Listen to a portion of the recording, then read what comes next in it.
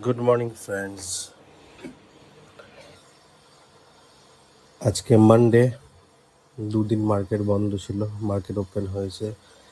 সবাই বলছিল বিএমসির ইলেকশনের রেজাল্টের জন্য মার্কেট প্রচণ্ড বড় গ্যাপ আপ দেবে। যাই হোক, আমার এক লট পুট সাইডে বিটিএসটি ছিল, সেটার প্রফিট আমি শেয়ার করে দেব।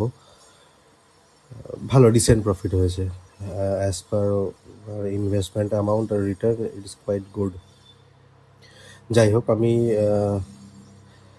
একটা জিনিস দেখতে পাচ্ছ তোমরা, এখানে একটা ডাব্লু ফর্ম করেছিল কল সাইডে। যদিও এটাকে ট্র্যাপ করে কল সাইডটা ফেল করলো, আর পুট সাইডের ট্রেন্ড লাইনটা ব্রেক করে পুট সাইড ব্লাস্ট করছে। মেন প্রবলেম হচ্ছে মার্কেট ফল করছে ঠিকই, বাট মার্কেটের কিন্তু সেই পেস নেই। ফল যখন করে তখন ফ্রি ফল হওয়া উচিত, এত থেমে থেমে ফল করা। তাও প্রথম 1 ঘন্টায় 9:15 থেকে 10টার মধ্যে মোটামুটি একটা ডাইরেকশন নিয়ে নেয়। বাট মার্কেট কিন্তু এখনও পর্যন্ত, ইটস 9:55 অলরেডি, মার্কেট কিন্তু এখনও তার ডে লো, মানে ফার্স্ট ক্যান্ডেলের যে লো, সেটাকে এখনও পর্যন্ত ব্রেক করতে পারেনি।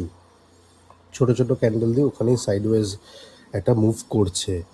তো প্রিমিয়ামে দেখতেই পাচ্ছ কল সাইডে একটা প্যাটার্ন ফর্ম করার চেষ্টা করছে। It's W. যদিও যদি এখান থেকে বাউন্স করে যেত আমার কাছে ভালো হতো ব্যাপারটা, বাট তাও এখানে ট্র্যাপ করলো। এই স্যাটিসফ্যাকশন জোন থেকে বাউন্স করছে, আর এটাও কিন্তু একটা এম প্যাটার্ন বানানোর প্রবাবিলিটি হাই। তো সেই কারণে আমি এখনও পুট সাইডে ট্রেডটা পাঞ্চ করছি না।